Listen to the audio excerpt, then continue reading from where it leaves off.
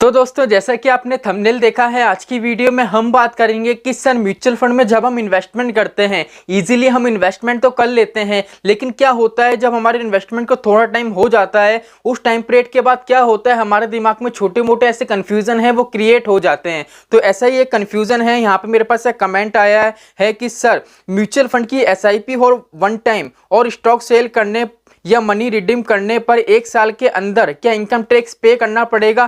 पहला क्वेश्चन ये है। एंड दूसरा क्वेश्चन ये है जो सभी इन्वेस्टर का रहता है कि म्यूचुअल फंड में पैसा निकालने में कोई आईटीआर वगैरह भरना पड़ेगा क्या, मतलब आईटीआर कब से भरना पड़ेगा, क्या जरूरत है, कंप्लीट बताइए। तो यहाँ पे ये चीज़ देखो, आज की वीडियो में हम बात करेंगे पर्टिकुलर आईटीआर की। हम बात करेंगे कि हमारा जब हम विड्रॉ करते हैं म्यूचुअल फंड से तो हमको जो टैक्स लगता है उस हिसाब से हमको आईटीआर कब पे करना पड़ेगा, आईटीआर कब फिल करना पड़ेगा, तो उसकी कंप्लीट जानकारी आज की वीडियो में आपको मिलेगी। तो दोस्तों वीडियो शुरू हो उससे पहले मैं विकास स्वागत करता हूं आपका ग्रो बिजनेस फाइनेंस हब में। दोस्तों आपने अभी तक चैनल को सब्सक्राइब नहीं करा हो तो चैनल को सब्सक्राइब कर लीजिए, क्योंकि म्यूचुअल फंड से रिलेटेड हर वीडियो आपको इस चैनल पे मिलती रहती है। तो चलिए शुरू करते हैं आज की हमारी वीडियो को। तो सिंपली दोस्तों पहले यहाँ पे मैं आपको थोड़ा टैक्स के बारे में बता देता हूँ। अगर आपको कंप्लीट टैक्स के बारे में जानना है तो मैंने ऑलरेडी वीडियो बना रखी है, साइड में आपको इमेज दिख रही होगी एंड कमेंट में मैं आपको लिंक प्रोवाइड कर दूंगा वीडियो की। पहले अगर हम टैक्स की बात करें, मैं शॉर्ट में आपको बताऊंगा टैक्स के ऊपर। म्यूचुअल फंड में दोस्तों दो तरीके से इन्वेस्टमेंट होते हैं, एक होता है एसआईपी, दूसरा होता है लमसम। इन दोनों के अंदर ही दोस्तों एक तरीके से टैक्स लगता है, ठीक है। जैसे मान लीजिए कि अगर टैक्स दो तरीके से लगते हैं, पहला देखो, पहला टैक्स लगता है short term capital gain, short term capital gain, और दूसरा हमारा जो टैक्स लगता है दोस्तों वो लगता है लॉन्ग टर्म कैपिटल गेन।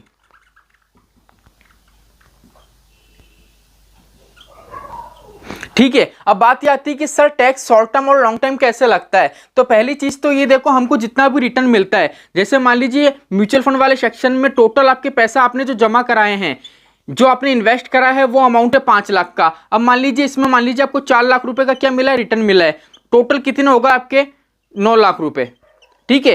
तो ये जो 9 लाख की वैल्यू है ना, इस पे टैक्स नहीं लगेगा।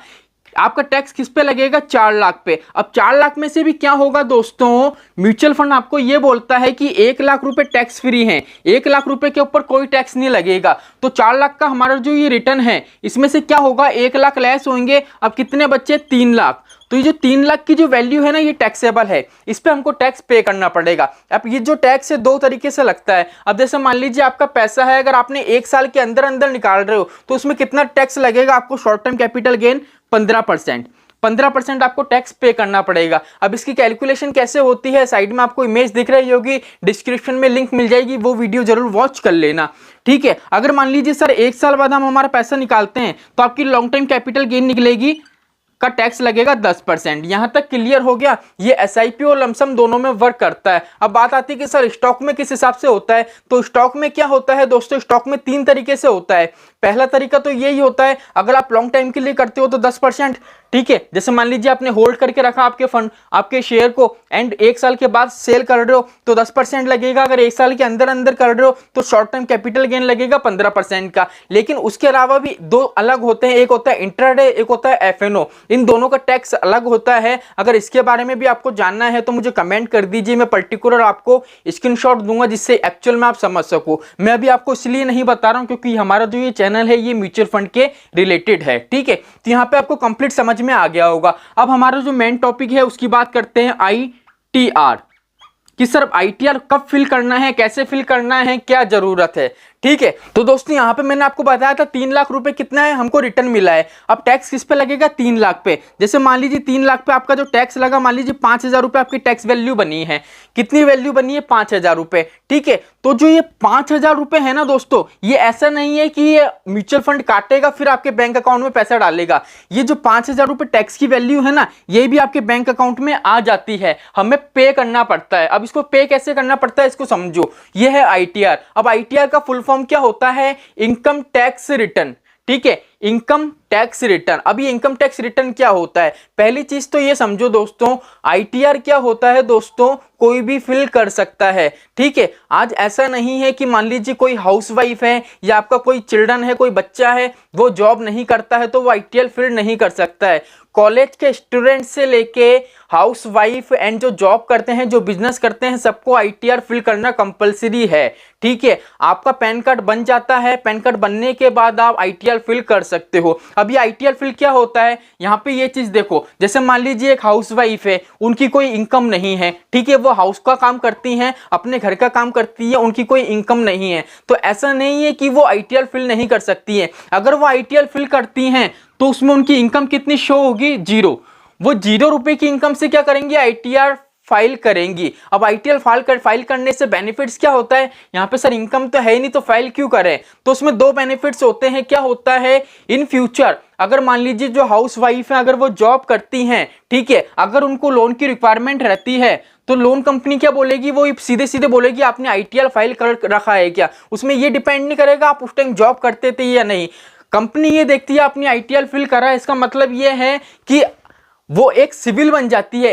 वो ये चीज देखते हैं कि हाँ इनने आईटीआर प्रॉपर तरीके से रेगुलर बेस पे फिल करा है, तो इसका मतलब है कि अगर हम इनको लोन देंगे तो ये लोन भी टाइम टू टाइम उसकी जो ईएमआई है वो पे करेंगे। तो पहला ट्रस्ट यहाँ मेंटेन हो जाता है। और दूसरी चीज ये हो जाती है कि जब हम म्यूचुअल फंड वगैरह किसी में भी इन्वेस्टमेंट करते हैं तो क्या होता है, जब हम विड्रॉ करते हैं तो हमारा जो मनी है इजीली विड्रॉ हो जाता है। अब कैसे हो जाता है? जैसे मान लीजिए आज आपने म्यूचुअल फंड के अंदर लमसम कर दिया 5 लाख रुपए का, ठीक है। आज मान लीजिए कोई हाउसवाइफ है, उन्होंने 5 लाख रुपए लमसम कर दिया। अब जिस टाइम आपने लमसम करा है ना, उसी टाइम आप सीए के पास जाइए और आपका पैन कार्ड दीजिए और उनको सिंपली बोलिए कि मुझे आईटीआर फिल करना है। एंड साथ में उनको ये भी बता दो कि आपने कहां कहां इन्वेस्टमेंट कर रखा है, म्यूचुअल फंड एंड जो भी आपने इन्वेस्टमेंट कर रखा है सब कुछ उनको बता दो, एलआईसी पॉलिसी जो कुछ भी है सब कुछ बता दो। तो क्या होगा, जब वो आईटीआर फिल करेंगे ना तो आपका जो बैंक अकाउंट है, आपकी बैंक अकाउंट की डिटेल जाएगी और आपने जितना भी इन्वेस्टमेंट कर रखा है ना वो सारा इन्वेस्टमेंट वहां शो हो जाएगा, ठीक है। अब जैसे मान लीजिए इन्वेस्टमेंट वहां पे सारा शो हो गया। अब मान लीजिए आपको जो 5 लाख का इन्वेस्टमेंट था उसको 10 साल हो गए। अब 10 साल बाद क्या होगा, मान लीजिए आप आपका पैसा रिडीम कर रहे हो तो आपको सीए से पूछने की जरूरत नहीं है। आप क्या करोगे, आपने आपका पैसा निकाल दिया, रिडीम कर लिया, उस टाइम आपकी जो टैक्स वैल्यू बनी है वो टैक्स वैल्यू क्या आ जाएगी, आपके बैंक अकाउंट में आ जाएगी। अभी भी आप सीए से कोई बात मत करो, ठीक है। उस टाइम क्या होगा, जैसे मान लीजिए 2025 में आपने क्या करा, मनी विड्रॉ करा, तो 2025 का जब आप आईटीआर फिल करोगे ना, तो जब सीए के पास जाओगे कि मैम आईटीआर फिल कर दो, सर आईटीआर फिल कर दो, तो क्या होगा, जब सीए जैसे आपका पोर्टल खोलेगा, ठीक है, जैसे आपका पैन कार्ड नंबर डालेगा तो क्या होगा, स्क्रीन के सामने आ जाएगा कि आपने इतने म्यूचुअल फंड थे, इतने म्यूचुअल फंड रिडीम करे और वहां पर बना हुआ आ जाएगा टैक्सेबल वैल्यू, ठीक है। तो वो आपको टैक्स पे करना पड़ेगा, ठीक है। सीए बताएगा आपको कि मैम आपका इतने टैक्स बोल रहा है, इस हिसाब से आप इतना पेमेंट कर दीजिए, मैं आपका टैक्स पे कर दूंगा। तो ये इसका पूरा प्रोसेस होता है। अगर आप कहीं भी इन्वेस्टमेंट कर रहे हो, आपकी भले 0 रुपए की इनकम हो तो आप आईटीआर फिल करो, ठीक है। आईटीआर फिल नहीं करोगे, कुछ लोगों का मानना ये होता है कि सर हम आईटीआर फिल नहीं करेंगे, क्या करेंगे करके। तो देखो आज नहीं कल तो ये कंपलसरी हो ही जाएगा, क्योंकि मोदी जी क्या कर रहे हैं, धीरे धीरे करके एक एक चीज पकड़ रहे हैं, उनको रेगुलर कर रहे हैं। तो आईटीआर भी दोस्तों अगर रेगुलर बेस पर अभी से फिल करके चलोगे तो कोई दिक्कत नहीं है। अगर आप 0 आईटीआर फिल भी करते हो तो जो सीए हैं या तो 300 रुपये फीस लेंगे या 500 रुपये फीस लेंगे, ठीक है।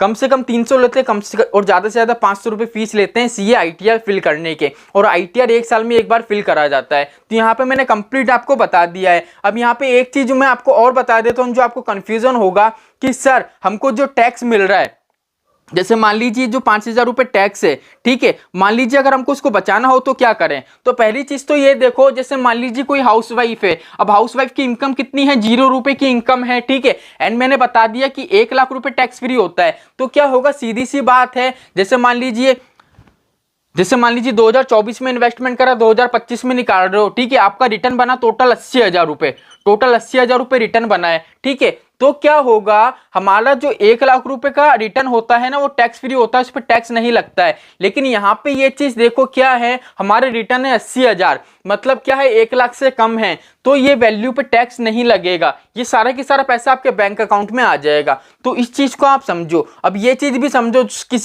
कि जब हम म्यूचुअल फंड को विड्रॉ करते हैं ना तो हमको टैक्स तो कटता है, टैक्स तो लगता है लेकिन टैक्स के साथ एक्सेट लोड भी लगता है। अब उसकी कैलकुलेशन कैसे होती है, साइड में आपको प्लेलिस्ट दिख रही होगी, एक बार इसको कंप्लीट आप वॉच कर लेना। तो कहने का मतलब ये है कि म्यूचुअल फंड में जब हम विड्रॉ करते हैं ना, जो टैक्स की वैल्यू होती है ना, वो भी हमारे बैंक अकाउंट में आ जाती है, लेकिन वो हमारे कहां पे शो होती है, आईटीआर के अंदर। भले आप सीए को मत बताओ, आप लाख छुपाने की कोशिश करो, लेकिन आईटीआर, लेकिन जब सीए आईटीआर फिल करेगा आपका उस साल का, तो क्या है, आपका टैक्स बोल जाएगा, सीए खुद आपको कॉल करेगा कि मैम आपका इतना टैक्स बन रहा है, आपको पे करना पड़ेगा। तो उस हिसाब से आपका जो टैक्स का रिटर्न आपके पास आया है वो आपको सीए को पे करना पड़ेगा, एंड सीए आप जो इनकम टैक्स का पोर्टल है वहां पे जाके आपका टैक्स पे कर देगा। तो ये कंप्लीट जानकारी थी। आई होप आज की वीडियो आपको अच्छी लगी होगी। तो चलिए मिलते हैं हमारी नेक्स्ट वीडियो में, जो शाम को 8 बजे आपको मिलेगी। जय श्री श्याम दोस्तों।